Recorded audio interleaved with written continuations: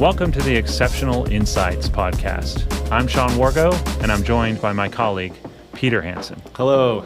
Together, we make up the market intelligence team here at Avixa, where it's our job to identify trends in the economy and understand how they affect our industry, the professional audiovisual industry.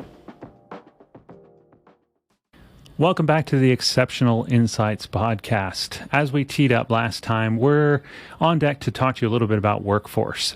There's been, of course, a lot of discussion about supply chain and just inventory challenges, trouble getting product out in the market. But one other dimension of that is not just hardware, but people. So what we wanted to talk about is the difficulties, of course, companies may be facing in the current environment with finding the right talent, hiring, and of course, retaining a little bit as well.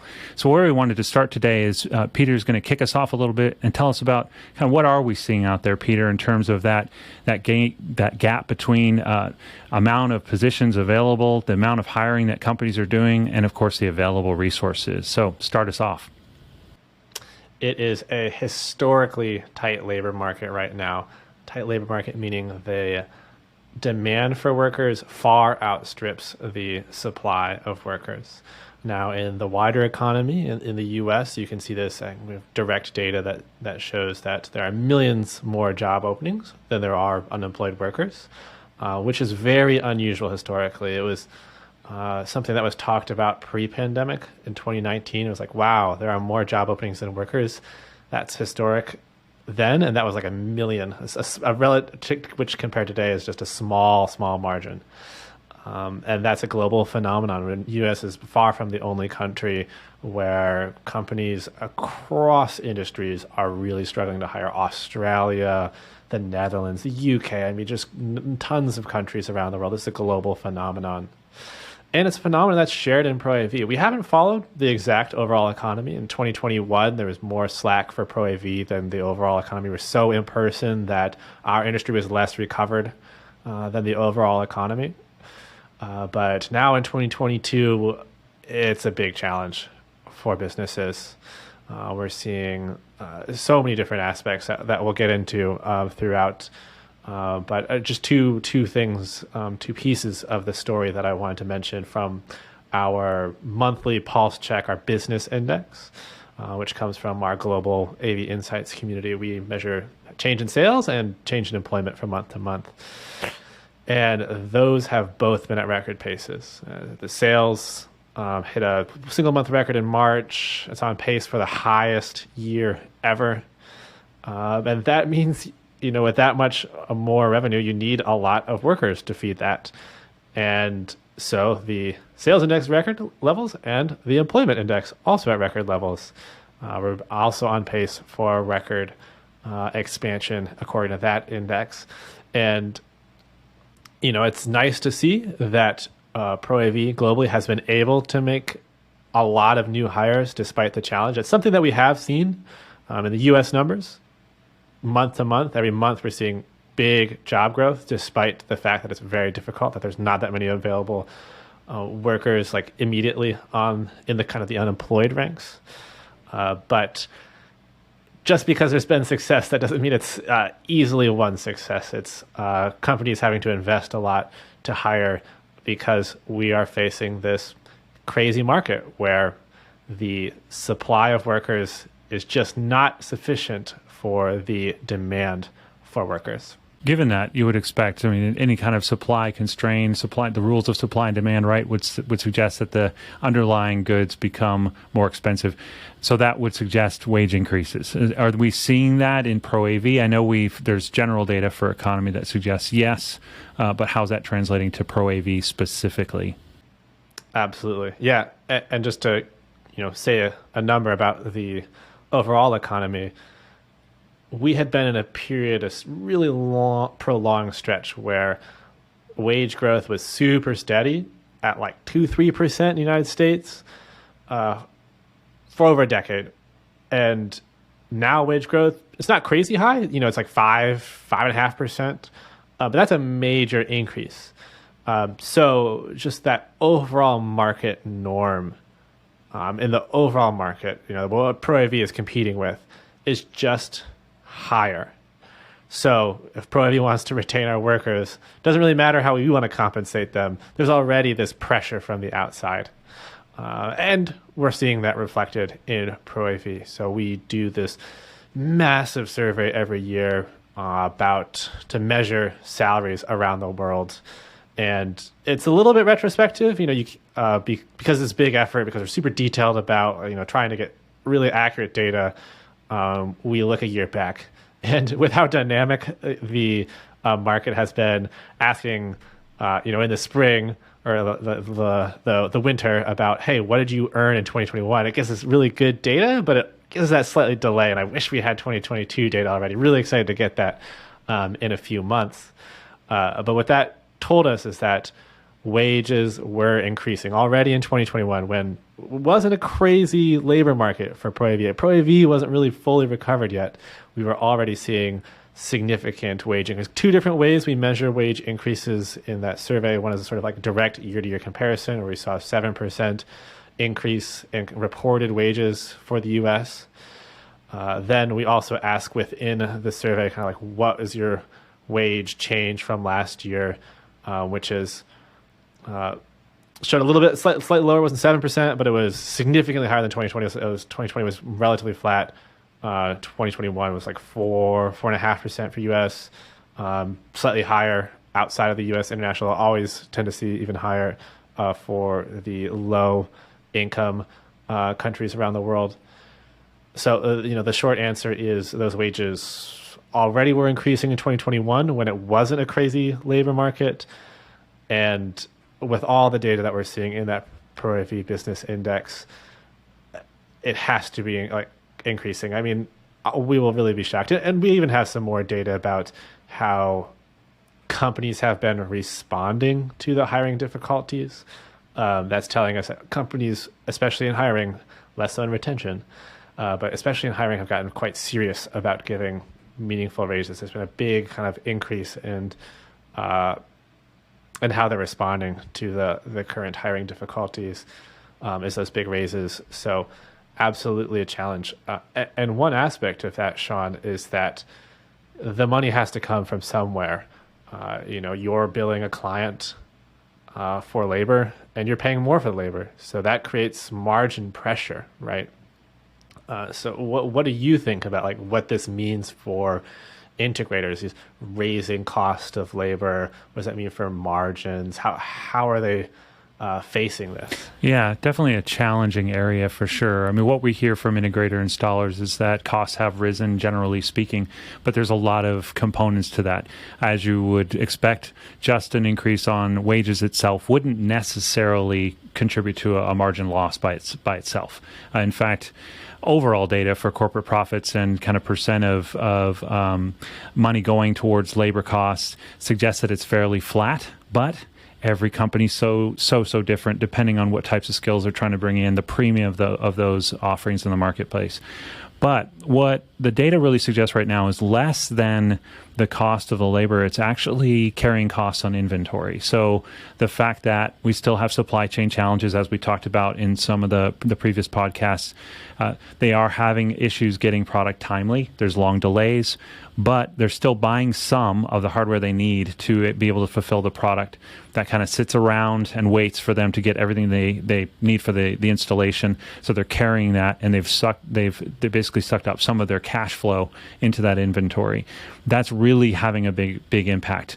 What makes it perhaps a little bit worse is it's not just acquiring product for the projects that you have on hand, but those that you think you might get. So we're hearing a little bit about a just-in-case type of inventory management instead of just-in-time, where the integrator, installer, providers start stockpiling product so that they're ready and able to fulfill demand as it comes. So it's kind of a complicated picture.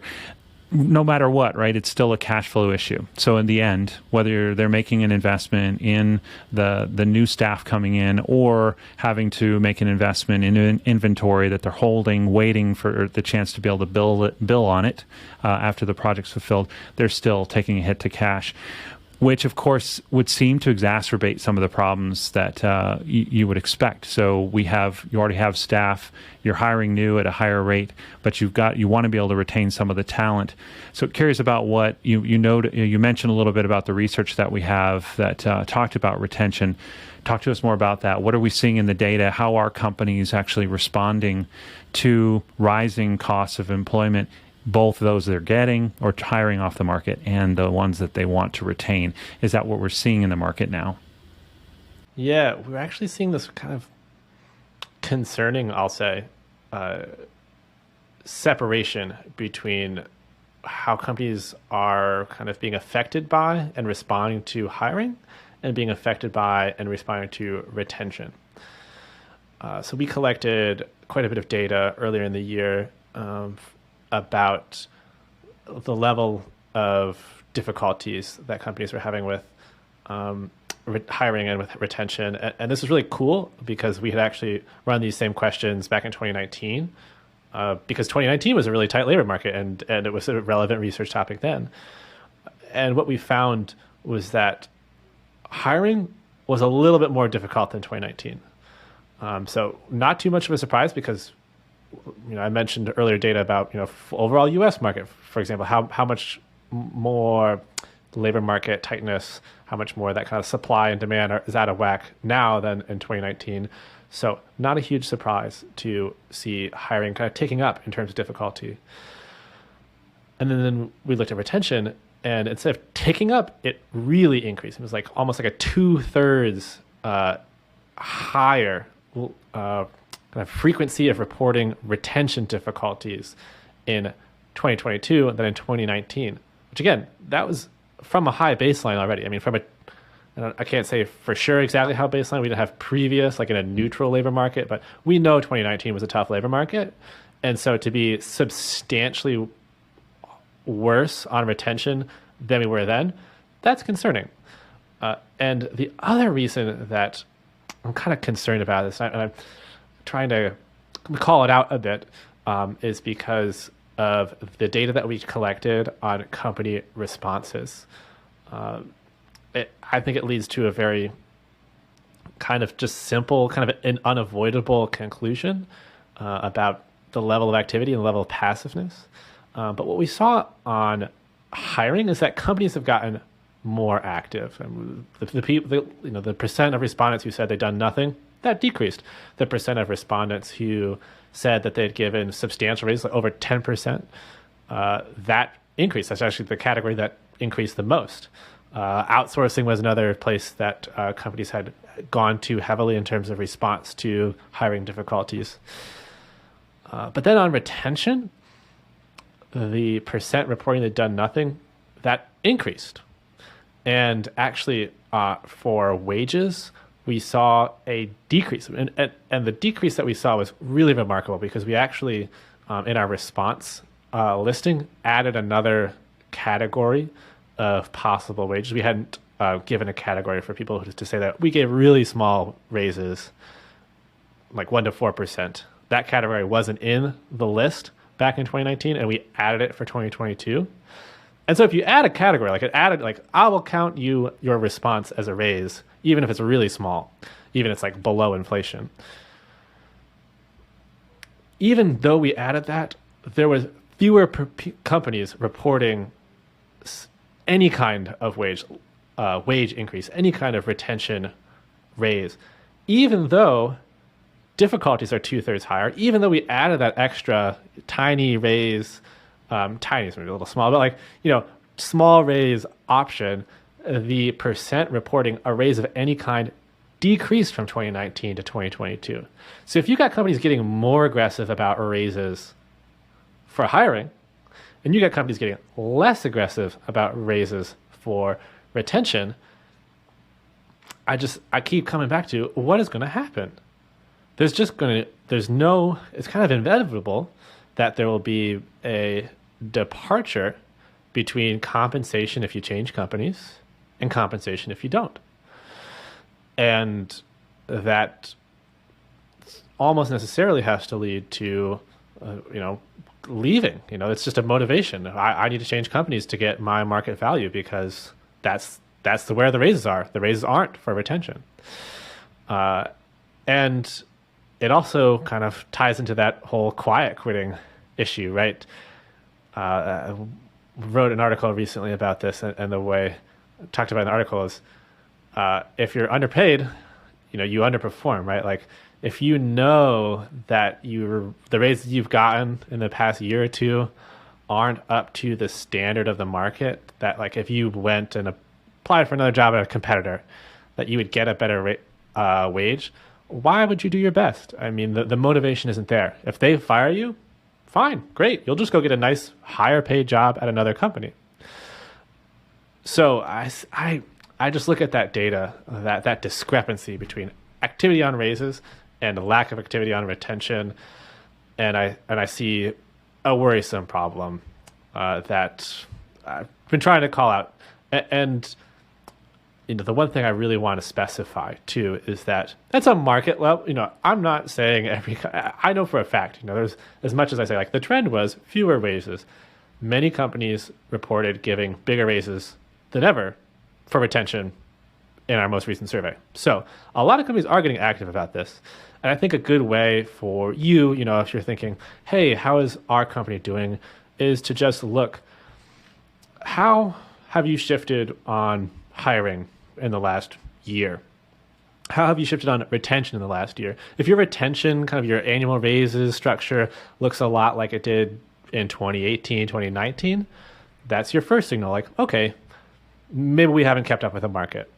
If your hiring, for example, has gotten really aggressive and you've gotten maybe a little aggressive with retention, but your hiring is outpacing it, that's another area of concern. I mean, one way that you can potentially do it is to look at, especially if you're a big enough company that you have a set of new hires, a set of retained hires, see how their wages compare. If your new hires are making more than your longer tenured workers, that's one of those signs that you should be looking for to say, hey, this discrepancy might apply to us and we might have that brain drain risk right now, that quiet quitting risk right now.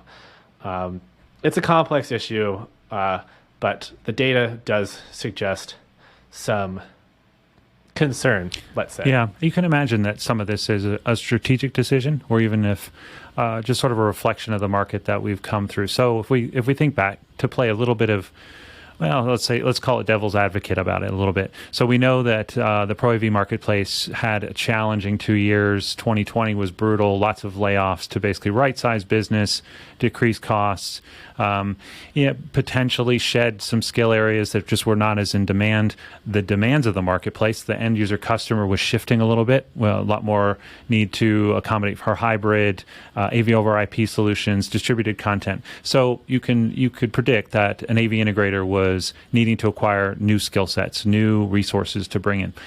As things started to recover, they made those strategic decisions to invest in core competency areas that were new and different.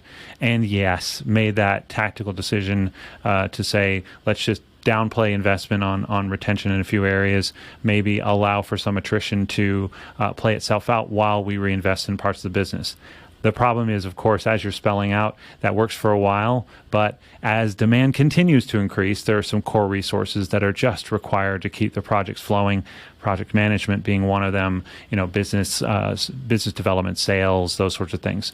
So clearly a risk, no doubt about it. Making that decision to not invest in staff is likely to exacerbate the problems you're talking about, quiet quitting, and just flat out quitting for a new and better opportunity. One of the other aspects of this, though, is the pandemic has also further proven the value of technology to the end user customer. How many businesses couldn't even continue to operate without accommodating hybrid modes, thinking differently about the way they engage with their customers, their workers, etc. So you could say Pro AV, AV itself, technology as a whole plays an outsized role in just business functionality. What doesn't necessarily happen, though, is as integrators are at the negotiating table, does that full value get conveyed in their ability to maintain their own rates? So therefore preserve revenues, maintain margins, those sorts of things. So what we're talking about here is the prices charged, the billable rates, those sorts of things, is it keeping pace with rising costs of potentially inventory, the need to pay more to hire, the need to pay more to retain? Do we have any data? I know we've been curious about this internally too, just how are rates changing in the market? We don't want to go deep into pricing, but just generally speaking, what is our data saying about integrators' ability or willingness or seizing the opportunity in an inflationary environment to kind of increase rates potentially for their business? Yeah. I think, sometimes people think, the margins are dictated by the costs and really come from an economic fundamental perspective, which is more of a long-term perspective, right? Like in the short term, those quick shifts, you're not moving prices to respond to immediate adjustments. So it can be getting the timing of your adjustments right is the question. But if the sort of fundamental, demand for AV is still there and the fundamental supply for AV is still there, then the margins should stay about the same. And what we've seen with that, demand over the past year, and harking back to those, record Pro AV sales index, that should tell you that the margins should still be really solid. And knowing that costs are increased, it tells you that, okay, billable rates must be going up. And we just collected data on it. And sure enough, something like 58% in the past 12 months reported actually increasing their billable rates. And 78%, in fact, reported kind of considering planning on increasing billable rates in the next 12 months. So, if you've been trying really hard to not increase those billable rates, if you can manage it, you keep your margins close enough to where they need to be, that's great. But just to say that the market seems to be increasing their billable rates. So it's probably, you're not going to be some outlier if you're increasing your rates to keep up with your costs, because that's what we'd expect, and that's what we see in the data. Yeah, that's great. It's great to hear. We certainly staunch advocates for the value of Pro AV and the technology they're bringing. So good to hear that the marketplace is kind of responding and trying to get their share of that value offered to at least pump up on the side of the revenue side of the equation for margin, bringing in the additional revenue into the market. Certainly our data too shows lots of new areas, expanding areas for Pro AV that may be different from the traditional work that an AV provider would normally go after. Examples of that may convey more value and therefore more margin with it would be design, consultation, those sorts of services that allow for a real strategic type of engagement, get in early, help scope the work, set yourself up for future project work. So all really good, and that's certainly something we would encourage and like to see about the market, is that they're extracting that value too. Is there anything else that you would want to share with our providers just around this story of retention, hiring, and kind of the market, the wage situation? Any advice that you might give? Yeah, I mean, just the one thought I would add about, if you think, okay, I take retention seriously, I need to maybe do something, but I am really strapped on money like that. You need to do it efficiently, right? Just a few things to look for in terms of how to target your retention efforts. Think about who are your most irreplaceable employees. I mean, your employee who's got a lot of institutional knowledge about your most important clients, your employee with really specialized technical competencies, as opposed to your employee who maybe is a bit lower level, is in a class of employees where you have a lot, in that same kind of level, that same competency area. Maybe those you can allow a little bit more turnover as opposed to the ones in core strategic areas, core technical abilities, core clients. That's where you're going to want to concentrate those precious dollars to make sure your retention and kind of the associated worker motivation is good enough to keep your business healthy. Great food for thought as always. Certainly thanks for joining us today. Difficult times ahead. Certainly all of this is within the backdrop of not just inflation and wage increases, but threat of recession. So stay tuned with us next time as we dive a little deeper into the threat of recession, the risks to ProAV, or the potential impacts to ProAV. But for now, this is Sean and Peter signing off.